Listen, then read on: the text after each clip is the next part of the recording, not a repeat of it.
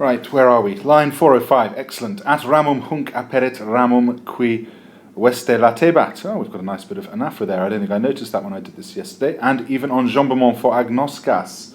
As we start off, well, best to start from there then and place this in, stressing the importance of the golden bough. Alan, you were asking about why this was important, or was this important?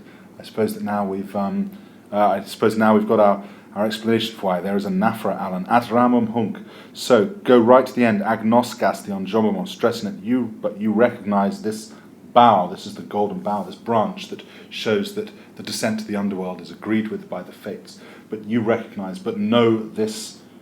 Heightened by the enjambment, but know this bough. She reveals the bough which she was hiding under her cloak. Tumida, agnoskas there is the enjambment, and then we've got the ramum here and ramum there for the anaphora. So lots of stuff you could talk about there for purpose, style, etc., etc. Tumida ex era tum corda residunt. The next part then we've got here. And then he has this sort of reaction when he's forced to calm down. At this, his breast, his swollen breast. Tumida, we've talked about this before. This idea of swelling. At this, his swollen breast resides in anger. So ex tum. Then his tumida corda, his swollen chest, residunt, resides in anger. Nec plura his. No more things than these. There's nothing more is said after this. Ille admirans, he, respecting, I suppose we could say, admiring, marveling, maybe, at the venerabile donum, at the holy gift of the fateful bough, seen, not long seen afterwards, or here we've got not seen for a long time afterwards. Longo post tempore. Seen not for literally, yes, no one sees it again for a long time. Caedellum advertat, that's sky blue, I like this word, caeruleam, advertit, this next bit. He marvels at this holy gift of the fateful bough, so long unseen. He turns his blue barge around, advertit caeruleam, this sort of reluctant, he's so reluctant to take Aeneas in there, and he propinquant, and he steers it, so he turns the blue barge around and steers it towards the ripae, and steers it towards the shore, and approaches the shore. Inde alias animas. From there, he, what did we say, sorry.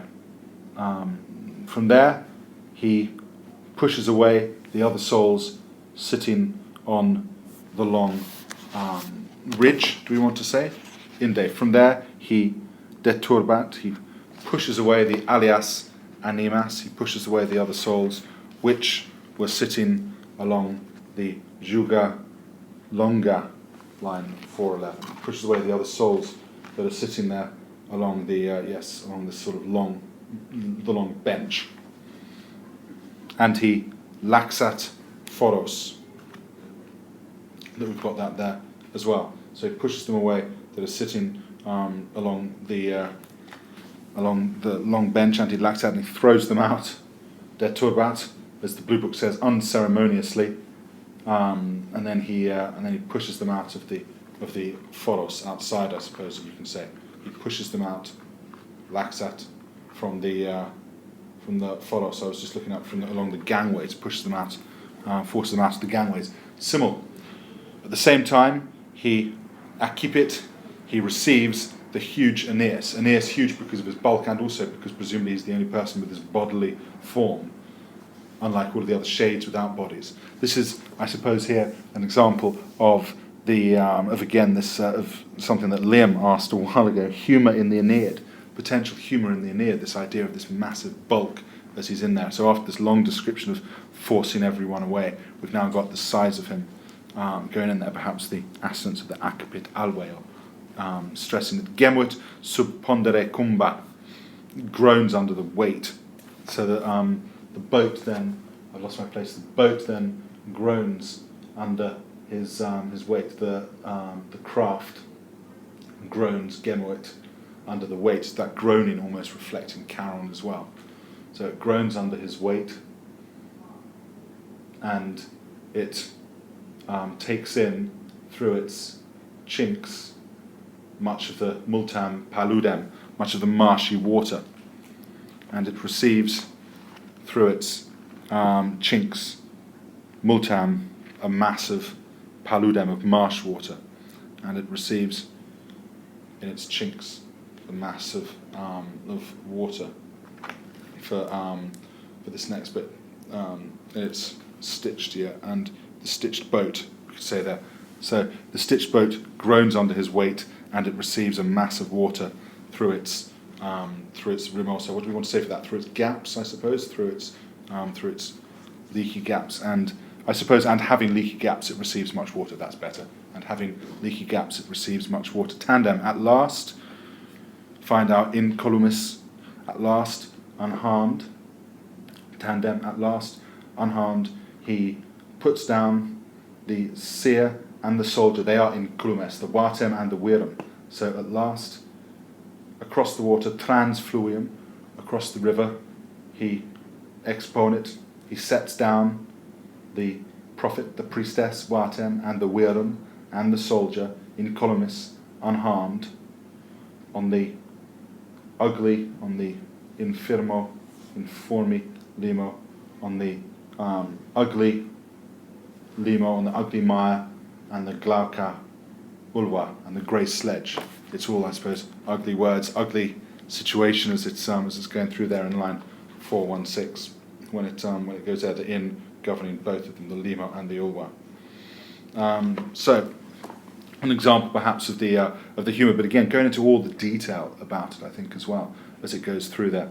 Actually describing, going into sort of detailed description of exactly what's going on, heightening the humour, but also his size, and again allowing us to picture it, allowing the image of it to be more vivid, I suppose, in the eye of the reader.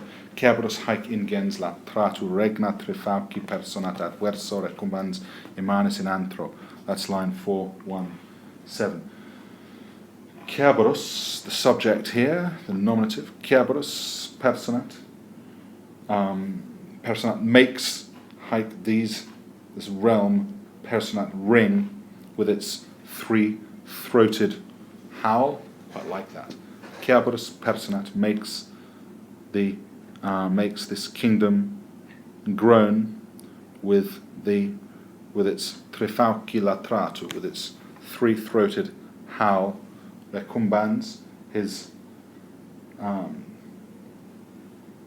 monstrous, his immanis, his monstrous size, recubans, crouching in a cavern, crouching in his monstrous size in a cavern opposite. This is a great description of Cerberus as we look in there, line 417, as it goes on. The supernatural sort of, apart from Charon's eyes, it says in the Blue Book, there's nothing supernatural or grand about this part of the underworld. All is dingy and scruffy. It's all ugly, isn't it? Informi limo glauca, that part. I like that bit. Facing as they get off the boat. So this next bit, to him, qui, as in to Cerberus, seeing. Widens, now seen, its neck, the snakes bristling on his necks, plural. That's good, isn't it?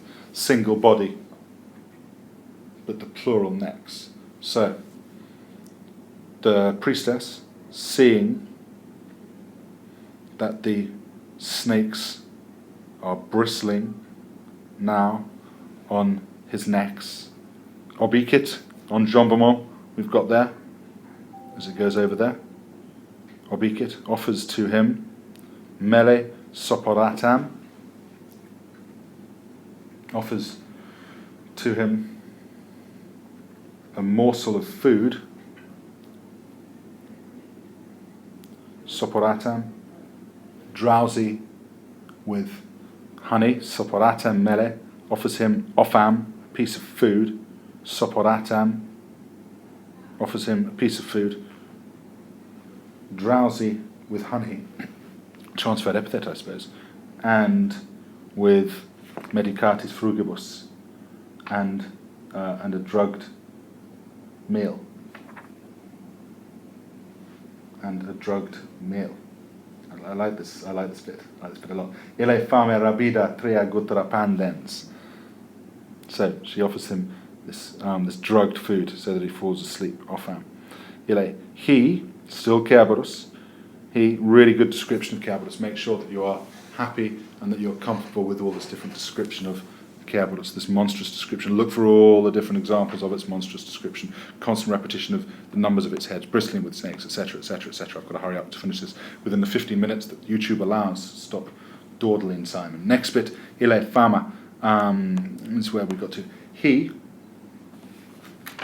or it, Cerberus, he, opening his triple throat, pandens, opening his tria gutra, its triple throat, with ravenous hunger, with rabida, fame, colipit, grabs, catches it when it is object and perfect passive participle, catches it after it's been thrown, atque, and he, with his imania terga, with his monstrous frame, I suppose it's taken on the plural nature even though there is only one, maybe the confusion even though there is only one back, but reflecting the many necks, and he, resolvit, imania, with his monstrous frame relaxed, now sinks to the earth and stretches his bulk over all the over its cave, over the whole den.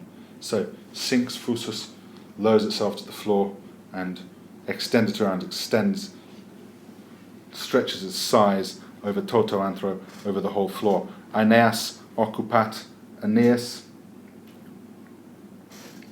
gets the entrance.